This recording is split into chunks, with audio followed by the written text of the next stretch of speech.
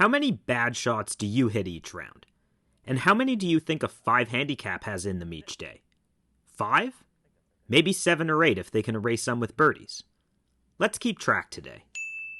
Our venue for this experiment is the stunning Talking Rock in Chase, BC, and a huge shout out to them for hosting us. It's a tough track, clocking in with a 71.7 rating and a slope of 140. But I'm hot off a career best 71 at Pacific Dunes, and today I'm hoping to go low. It's early in the morning and I grab an extra club for this one, and it's a dagger right at it.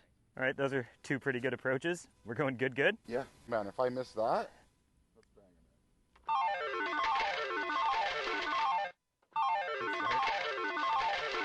But 5 handicap golf won't always look that good. And here on 2, I hit my first shot of the day that will cost me a stroke. I'm in the wilderness now, and just need to hack this one back out to the fairway. Off. But I fail to do so. If we weren't in match play, probably wouldn't be doing this, but my opponent has 100 yards in. This is my 3rd, so. There's another bad one. Long first hole, or second hole. From here I should hit the green, but this one's pulled left, and it's another bad shot. And as quickly as the birdie came on 1, we're working our way towards a double on the second hole. But one thing that's important to harness as a low handicap is putting bad holes behind us. And the 3rd gives us an opportunity to score. It's a short par 5. Will it be within 50 of you? 230 in the wet. I don't have that. We're going to go 6-iron wedge. There's not a lot of rollout in the morning, so despite this looking gettable on paper, I commit to just playing it as a 3-shotter. 60, pitch and putt. And this is one that I'm hoping to knock close. Oh, that's short? But it misses short of the green, and lo and behold, that's another bad shot. I'm putting from just off the green here, and I don't quite give it enough pace. But I reset over this putt, and there it is. This is my opponent in the match today, and proof that there are a ton of ways to score. He's about as pure a ball striker as I've seen. I'm not. So that's my opponent who I owe a stroke on this 450-yard par 4. So I'm playing a 450-yard par 3, stroke hole 1. There's no way I'm matching that drive. I'll stay within myself and just try to smooth one out there the best I can. And it was about the best I can do, about 270, but I still have a long way in. And unfortunately, I missed the green short right. I'm trying to play the slope of the green here, but it's hard to tell in the morning exactly how these are going to release, and I'm still left putting from off the green for par.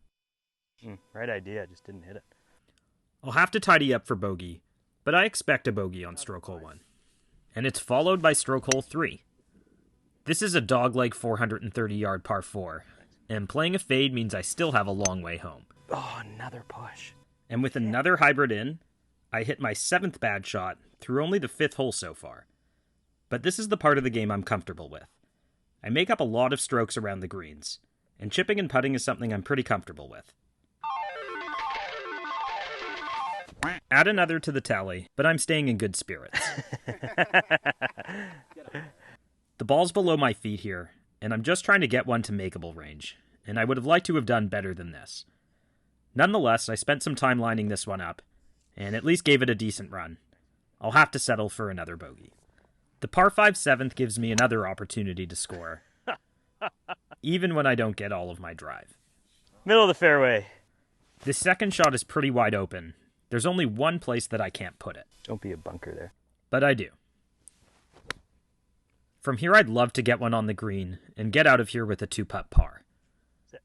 I'm happy to have a putt here, and the flat stick continues to cooperate. This is a good lag putt and almost drops, and I'm happy with par. The 3,400-yard front 9 is pretty relentless. Be the number. And once again, I'm approaching with a hybrid. It just misses the green, but I don't consider that a bad shot. And this chip is pretty tidy, and I'll clean up for another par. I'm 1 down to my opponent here, and after hitting his drive in the water, I'm feeling pretty good about just getting this one in play. Like that. Go! But the only thing worse than putting your drive in the drink is putting your second in the drink. That's like the worst. You gotta laugh. Had all this fluffy grass and it just rolled to the one hollow. It's an unlucky drop, Yeah. and I don't have the skill to pull off that one. It's another bad one. Dude, that's so frustrating. I'll have to lean on my putter now, just to get out of here with a double. And I find that a lot of amateurs give up in these situations.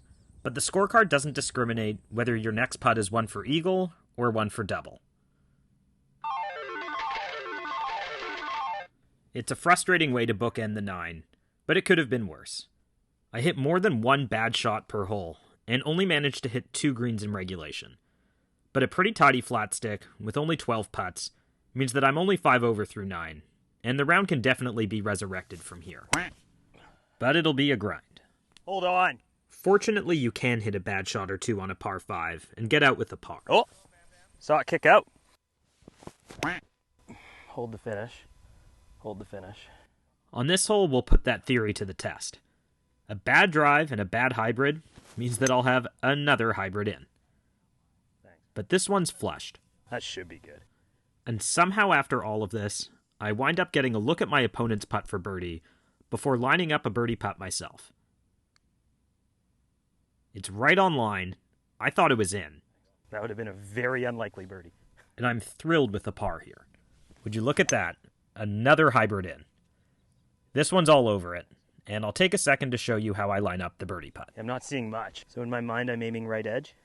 I'm committed to my line. I'll hit the putt and evaluate my read. So it broke a little more than we saw. This is a good thing to get in the habit of doing. How was my read, and did I hit my line? Fucking B. Right there. And guess what comes next? I knew that was coming. Yeah, it will be okay. 180 in. Blow up hole. Can we limit the damage? That's so bad. I make fewer birdies as a single digit than a lot of my opponents assume I will, but I also tend to make fewer doubles. On the front 9, it was frustrating that I made 2, and on the back, I'd love if I could limit mistakes to just bogeys like this. The next 2 holes play quite a bit more uphill than they appear on camera. I hit a good drive here, but it will still leave me with quite a ways in. And that's an uncommitted swing. It's got to get up.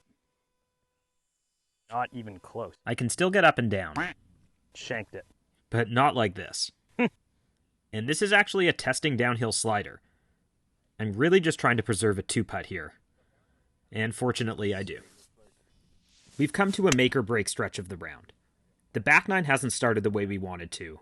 And is this going to be a day where I still flirt with 80, or a day that I unravel? So far, so good on the 14th. I have a makeable birdie putt. Can't buy one. It doesn't drop, but I'm happy with par here. Okay, I'll hit 165. And we've come to the signature hole of Talking Rock. This elevated tee par 3. Okay, that was not hit well. Let's see what it does. It misses the green just left, but I see something here. This looks like it funnels to the hole from either side. This is like holeable. I have my sights set on making this chip, and here goes. Oh, and he called it. He called it. The 16th is another tough par 5, and I probably hit my best one of the day here. It's a long hole, so I don't get to go for it in 2. Especially after this. It's a poor strike, but because it still left a wedge in, we won't call it a bad shot. But missing the green with this wedge, that's a bad shot.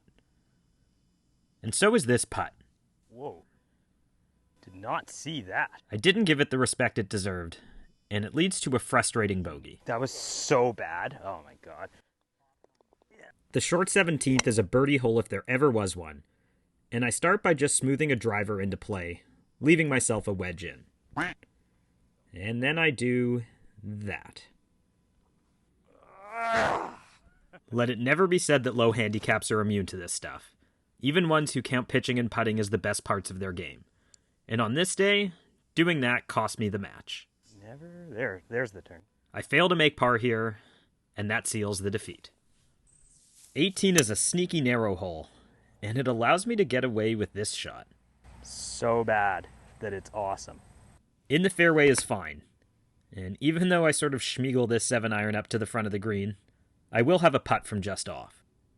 And this putt is for a 7 over 79, but it's a little off the whole way, and I'll have to settle for a par on 18.